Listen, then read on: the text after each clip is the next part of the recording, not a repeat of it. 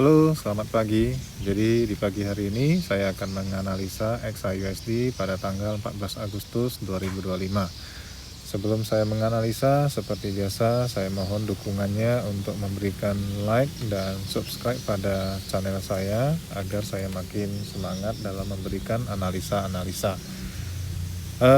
Jadi mungkin saya analisanya berbeda dengan trader-trader lain ya. Saya tidak menjelaskan tentang candle, tidak menjelaskan apa itu CHOK, FVG ya, ataupun yang lain-lainnya bentuk candle atau bagaimana ya. Saya lebih fokus pada bagaimana entry yang akan kita lakukan ya. Jadi posisi-posisi apa yang baik untuk hari ini dan bagaimana skenarionya ya.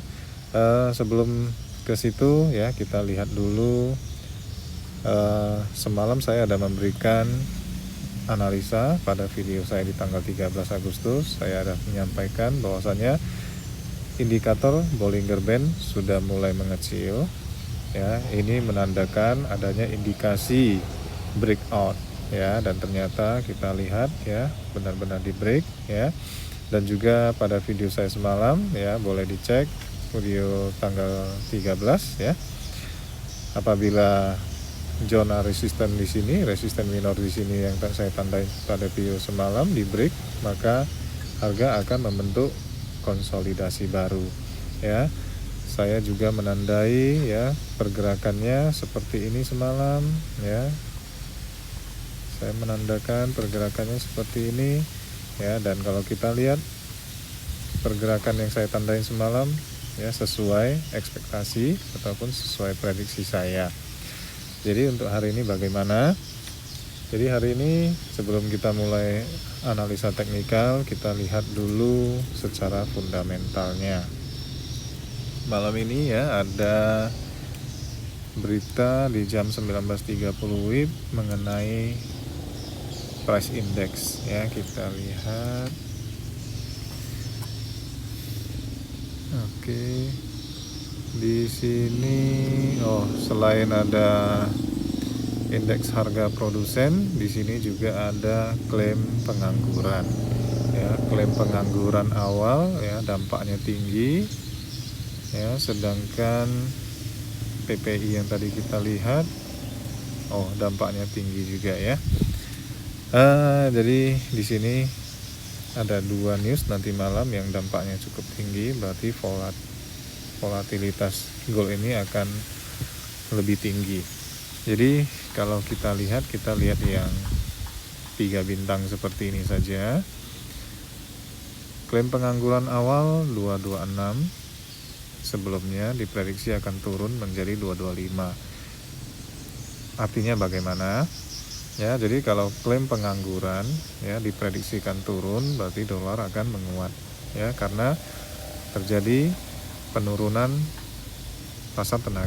penurunan klaim pengangguran, berarti pasar tenaga kerja mulai naik ya.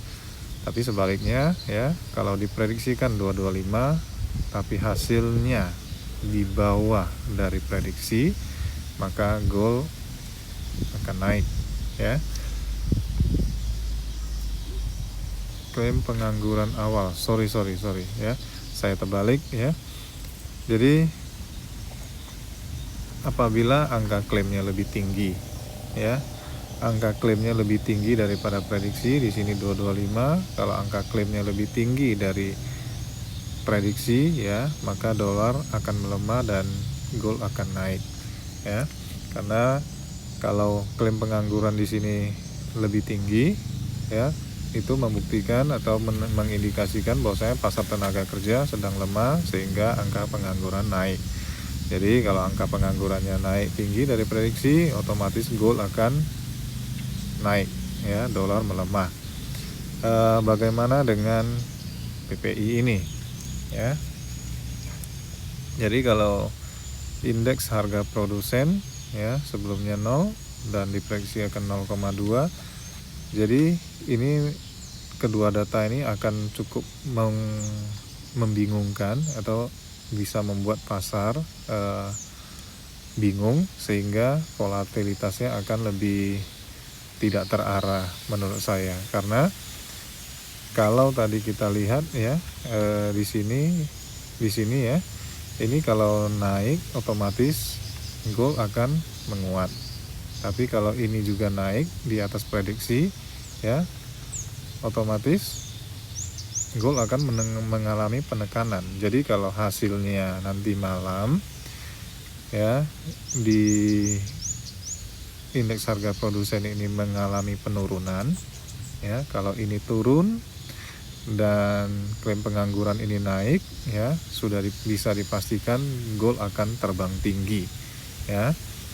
Ingat ya, klaim pengangguran naik dan indeks harga produsennya turun, gold akan terbang tinggi. Tapi sebaliknya ya, kalau ini naik dan ini juga ikut naik dari prediksi, maka ini akan membingungkan pasar ya. Jadi kalau angka dua-duanya naik, sebaiknya kita wait and see dulu ya. Kita pastikan dulu angkanya. Jadi bagaimana kalau ini turun, ini naik ya. Kalau angka ini turun dan ini naik, kita boleh langsung melakukan sell, karena itu akan sangat positif terhadap dolar dan melemahkan gold ya. Sampai di sini untuk fundamentalnya bisa dimengerti ya. Oke, kita lanjut ke teknikalnya.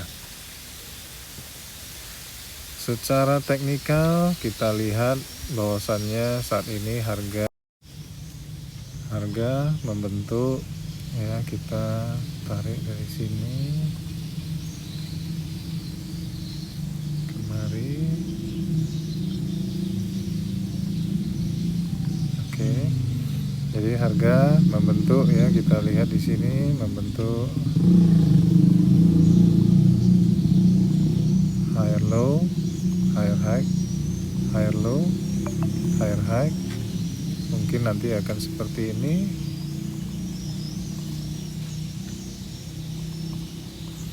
Oke, jadi ya harga hari ini mungkin akan seperti ini, ataupun ya ini adalah skenario awal, ataupun harga akan membentuk konsolidasi baru ya dengan range seperti ini di sini ya. Harga karena sedang menunggu kepastian pasar ya, karena malam ini kan ada news, jadi kemungkinan di pagi hari ini akan tidak terlalu volatil. Jadi entry kita di pagi hari ini bagaimana ya, ini saya hapus dulu. Entry pagi hari ini yang cukup potensial menurut saya ya adalah di area sini ya. Kita boleh tambahkan sedikit ya, berarti ini dari 3364 sampai saya kecilin sedikit 3357 ya. Ini buy ya. Jadi untuk hari ini ya, ini merupakan area buy yang cukup baik menurut saya. Dan kalian boleh lihat ya, kalau memang bagi yang melihat video ini dan ya sebelum news ya, ingat sebelum news ada yang melakukan buy di area sini dan terbukti besok, tolong di komen, ataupun malam ini sebelum news kalau memang sudah terbukti, tolong di komen ya, dengan area TP awal kita di sini ya. TP awal pertama kita di sini, dan kalau memang positif dia dapat menembus area resisten di sini ya, maka kita akan ambil TP2 nya di sini ya. TP2 nya kita di sini, dan kalau memang mampu ditembus lagi ya, kita akan ambil area TP3 kita pas di area sini ya. Jadi seperti itu saja video kali ini ya.